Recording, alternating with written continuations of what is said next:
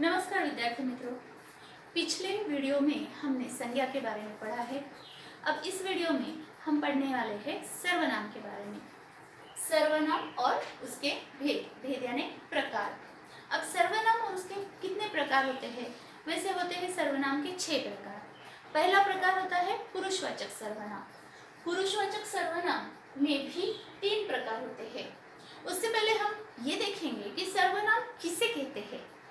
सर्वनाम किसे कहते हैं? जब हम संज्ञा बोलते हैं, संज्ञा यानी क्या? किसी का भी नाम। हम जब बात करते हैं, किसी का नाम लेकर बात करते हैं, लेकिन जब बार बार उस व्यक्ति को संबोधन करने का प्रयत्न करते हैं, तब हम उसका हमेशा नाम नहीं लेते, हर बार हम उसका नाम नहीं लेते। तो नाम के बदले कोई शब्द हम प्रयोग करते हैं, जैसे तू है, तुम्हें है, तुमको है। इस तरह से हम शब्द प्रयोग करते हैं। जैसे अपने बारे में बताते हुए हम हमेशा अपना नाम नहीं लेते हैं, तो हम अपने बारे में बताते हुए भी मैं, मुझे, मुझको, इस तरह से हम जिन शब्दों का प्रयोग करते हैं उन्हें हम सर्वनाम कहते हैं। और इस सर्वनाम को हमें पढ़ना है।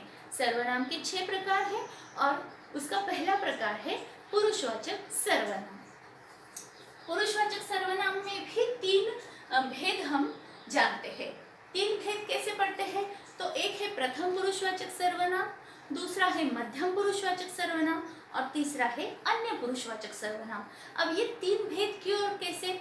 अब पुरुषवाचक सर्वनाम यानी जब हम बात करते हैं, यानी बोलने वाला व्यक्ति वो जब अपने बारे में या खुद बात करता है, तब होता है प्रथम पुरुषवाचक सर्वनाम।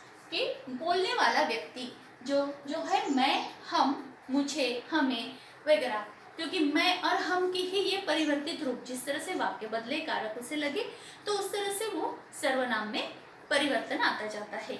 अब दूसरा प्रकार है मध्यम पुरुषवाचक सर्वनाम। मध्यम पुरुषवाचक सर्वनाम में क्या है?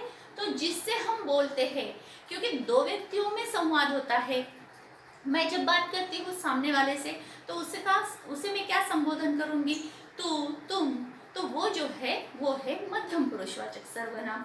उसे हम कहते हैं जिससे बोलते हैं, जो हम बोलने वाला व्यक्ति है उसे हम तू, तुम, तुझे, जिसके साथ हम बात करते हैं, उसे जो संबोधन करते हैं उसे कहते हैं मध्यम पुरुषवाचक सर्वनाम। अब है अन्य पुरुषवाचक सर्वनाम। अब ये अन्य पुरुषवाचक सर्वनाम कौन सा है?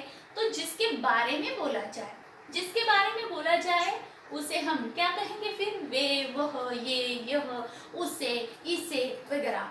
कि 2 व्यक्ति बात कर रहे हैं, लेकिन तीसरे के बारे में बात कर रहे हैं, किसी और चीज के बारे में, किसी और वस्तु के बारे में बात कर रहे हैं, किसी और व्यक्ति के बारे में बात कर रहे हैं, उससे जो संबोधन वो करेंगे उसे हम अन्य पुरुषवाचक सर्वनाम कहेंगे। वो व्यक्ति, वह, ये, यह, इस तरह से इसे कहते हैं अन्य पुरुषवाचक सर्वनाम। ये हुए हमारे पुरुषवाचक सर्वनाम के 3 भेद। अगला प्रकार है निश्चयवाचक सर्वनाम। तो ये प्रथम पुरुषवाचक सर्वनाम के 3 भेद और दूसरा प्रकार निश्चयवाचक सर्वनाम। अब निश्चयवाचक सर्वनाम क्या है? अब जो चीज हमारे पास हो, निश्चित हो, उसे हम निश्चयवाचक, चीज हो, व्यक्ति हो, तो उसे हम निश्चयवाचक सर्वनाम कहते हैं। यह, ये, इस तरह से निश्चयवाचक सर्वनाम होते हैं। तो ये जो क्या है? जिससे पास या दूर के निश्चित व्यक्ति या वस्तु का बोध होता है, उसे हम निश्चयवाचक सर्वनाम कहते हैं। जैसे यह मेरा मित्र है, वह मेरा मित्र है, यह मेरी किताब है।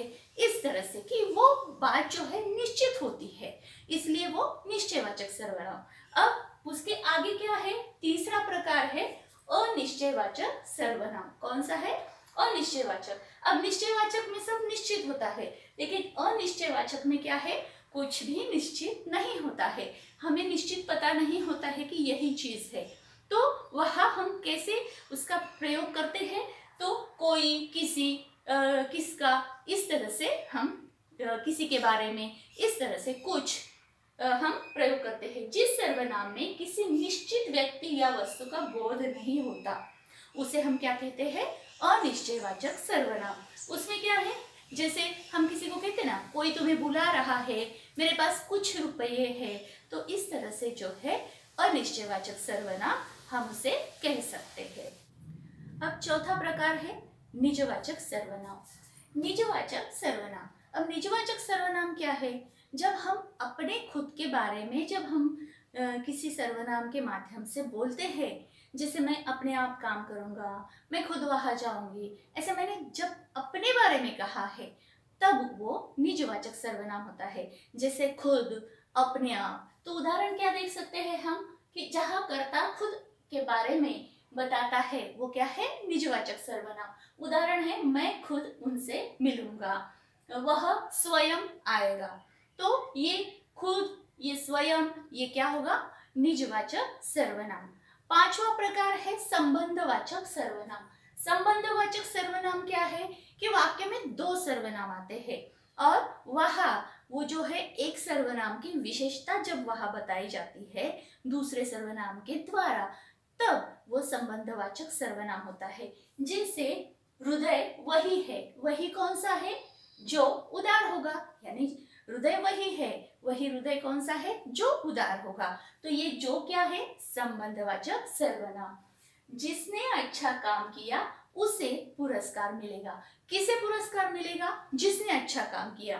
तो ये जिसने क्या होगा? संबंधवाचक सर्वनाम। याद रखना, संबंधवाचक सर्वनाम में हमेशा उस वाक्य में दो सर्वनाम आते हैं और दो में से एक जो विशेषता बताता है वो संबंधवाचक सर्वनाम होता है। और आखिरी प्रकार है प्रश्नवाचक सर्वनाम। प्रश्नवाचक सर्वनाम बहुत आसान है कि जिस सर्वनाम के द्वारा प्रश्न पूछे जाते हैं उसे क्या कहते हैं? प्रश्नवाचक सर्वनाम। कि जिस सर्वनाम से प्रश्न पूछा जाए। फिर कौन से सर्वनाम से प्रश्न पूछा जाते हैं? जैसे कौन से, कैसे, कब, कहा, क्यों। उदाहरण के तौर पर इसमें क्या है? वह कौन है? तुम किससे मिलोगे? तो यह क्या, कौन, किससे, ये क्या है? सब प्रश्नवाचक सर्वनाम। इस तरह से हमने सर्वनाम के 6 प्रकार आज देखे हैं।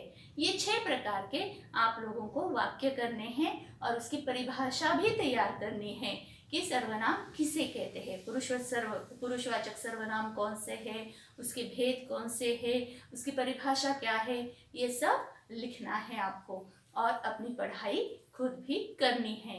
अगर आपको कोई प्रश्न हो, कोई कठिनाई हो तो आप जरूर पूछें। इस कमेंट बॉक्स में अपनी कठिनाई डालें, उसका उत्तर मैं जरूर दूंगी। धन्यवाद।